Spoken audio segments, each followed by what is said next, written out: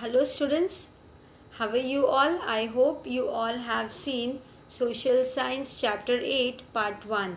In part 1 we discussed about the forms of government, how is parliament formed, how is Lok Sabha formed, and now in the part 2 we will discuss about Rajya Sabha and the ruling party formed. Now let us begin part 2.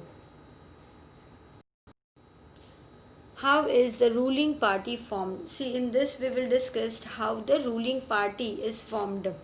See, after the election of the Lok Sabha, see the election that is over of Lok Sabha, party wise the list of the members of parliament is formed, and the party wise, each party wise the list is being made. They are prepared, and in which the members of parliament are being formed. And from this list it becomes clear, from the list which they make, from in that becomes clear that how many members from which political party are there in the list. And if any party wants to form the government, if any party who wants to form their government, then there should be a majority of elected members from from that party. See, the party who wants to form their government, who wants to be there, then there should be majority elected members should be there from that particular party, so that they can form their own government. And after the election, when the election gets over and the leader of the party or coalitions of the parties, they which has a clear majority, after that they gets a clear majority in the parliament is appointed. And then who appoints? That's the prime minister is appointed in the Lok Sabha. And the prime minister of India is the head. He is the head of all the ruling parties. See, the prime minister, he selects what he does, he selects all the members of his party, and in this way the council of minister is formed. He select the members and council of minister is framed in this way.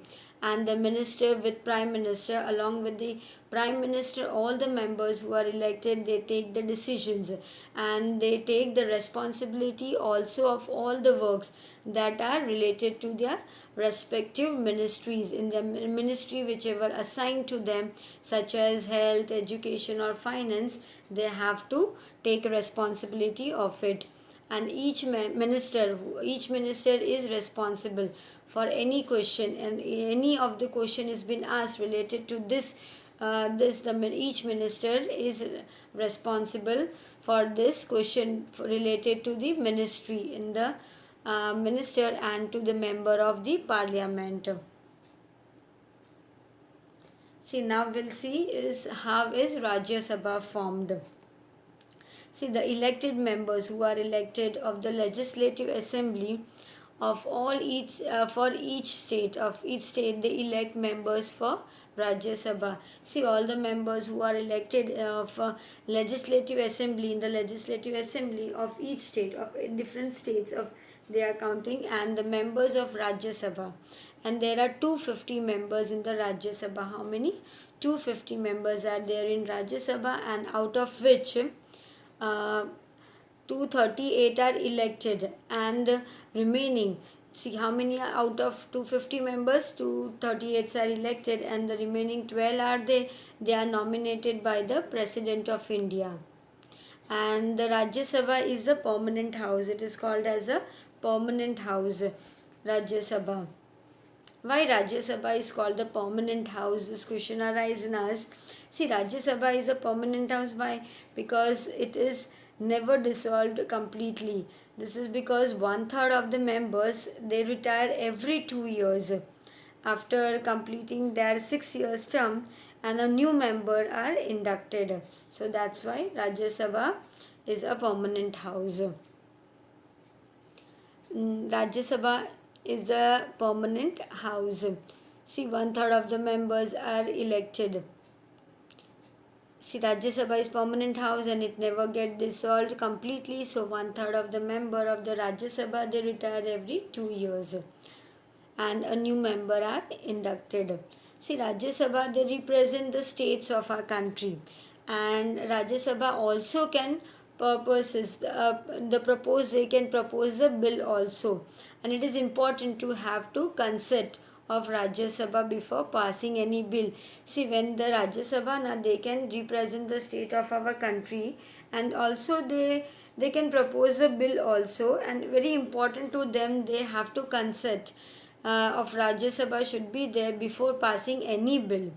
And this House of Parliament reviews the bill passed by the Lok Sabha, and thus the role of Rajya Sabha is very important. See, in this, the role of Rajya Sabha is very important, as it is known as the upper house also, and the person who presides over the session of Rajya Sabha is known as the chairman. See, chairman is a person who presides over the session, and the vice president of India acts as a chairman, and the who acts as a chairman, the vice president of the Rajya Sabha.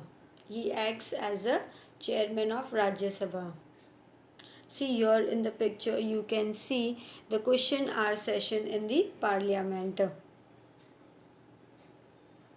See, when the parliament is in session, when the parliament is session is going on at the beginning of the day, the time for the question hour is there. They have decided upon it, and during question hour, what happened? The members of parliament are they ask a question to gather information. To why to they ask the question to they want to gather the informations on the working of the government, how the governments are working, and this is how the parliament, in this way the parliament control the executives, and through the medium of questioning, and see, by through this asking the questions, members they draw the attention of the government. In this way they draw also the attention of government towards his loopholes.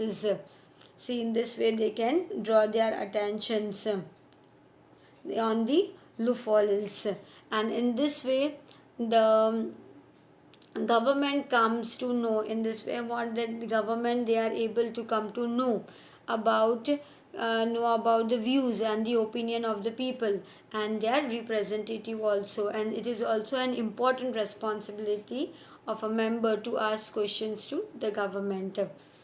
And the opposition party, who are the opposition party, they play the major role in this and in effective administration of a democracy. Why? Because they highlights the loopholes in the policies and the programs that of the government, what are the programs are there, and they highlights also the policies of the government. And the person who presides, and the person who is presiding over the session, who is taking the session in the Lok Sabha, he is known as a speaker. The speaker is a person who presides the over the session, and the president is most important and integral part of parliament. See, president is very important to press integral part of parliament, and a bill that is passed by both.